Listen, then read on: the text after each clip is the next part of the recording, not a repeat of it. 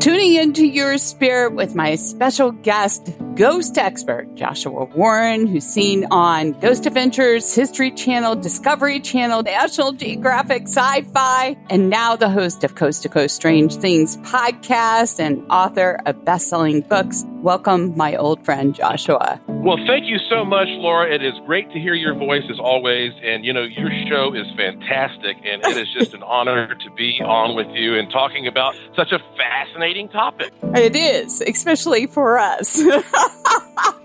When it comes to ghosts, I'd say you're the man, Josh. There is no one else. And so for our audience member, could you please share with them what is a ghost and is there a difference between ghost and spirit?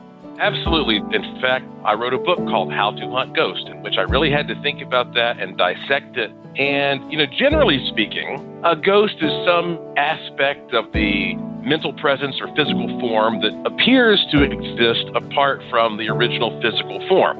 A ghost appears to be redundant, predictable. It seems like a recording that's trapped in the environment that replays itself almost on a loop. It's like a giant movie. And this can be replayed at various times based upon environmental conditions or anniversaries. You know, sometimes certain people can see these things and others cannot, but it's something that's not interactive. So that's what a lot of people really are seeing when they talk about seeing a ghost, a glimpse of the past. They may look the same if you just casually glance at one, but it's how they behave that distinguishes one from another. Right. I didn't realize how scientific your process was until we worked together on Discovery Channel. You were my first ghost hunter I had really encountered because, you know, we're both kind of in the same field. But why was it important to you to get the information out to people about ghosts, you personally? Well, you know, obviously we all are curious about who we are and why we're here and where are we going and all those big philosophical questions about the afterlife. I mean, any curious person is going to wonder about that, which is why religion and spirituality has always been woven into the fabric of humanity. But beyond that, I have always felt that if indeed there is some property of the environment that records perhaps everything that happens at a particular location, or at least some extreme things that happen at a location, and we learn how those moments are replayed, and we're able to create a technology that will allow us to tap into that at will, then you could literally go to any spot on planet Earth and set up this device, and you can witness what happened at that area in history. Without having any type of ghost equipment to detect whether or not a ghost is in the room, what are some of the ways you think they can detect a ghost is in their presence? Well, in my laboratory, I have been able to reproduce many of the things that people describe upon having a ghostly encounter using artificial electrostatic charges. Now, what I'm talking about is just this kind of static electricity like you build up on your socks when you drag them across the carpet and you touch a doorknob. And this is prevalent everywhere, and people who encounter ghosts traditionally talk about the same kinds of things. They see these kind of luminous forms. Their hair stands up on end. They feel a cold spot. They have the sensation of some kind of touch.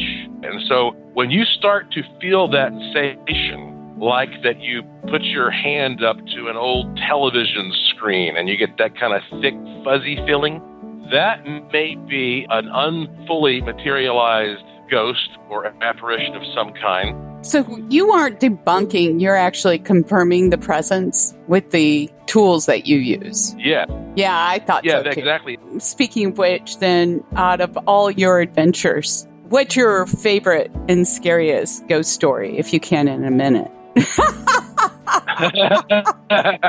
Okay, well, I tell you what, I've got plenty of them.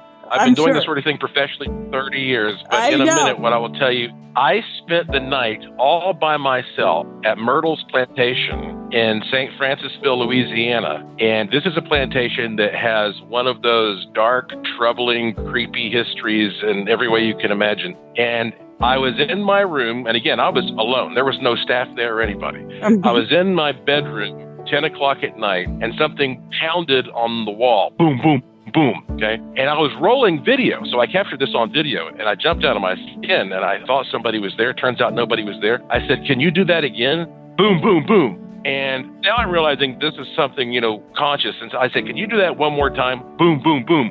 I'm telling you, I would be lying if I told you I didn't have a fight or flight instinct that kicked in that made me want to just get out of there, because that went on off and on for 4 hours that night, Laura. 4 hours. I believe and I documented it all. I believe you. Joshua, it's always a pleasure talking to you. We could go 4 hours. I know. At some point we will. We will. And where can people find you? Well, the best place to start is joshuapwarren.com. Right. There is no period after the P. And also, your podcast out there right now, too, Coast to Coast Strange Things. It was a pleasure. And anyone who's listening into the show right now, if you'd like to call in for answers, insight, guidance, sign up at Radio Medium, Laura Lee. And we all thank you for sharing the show.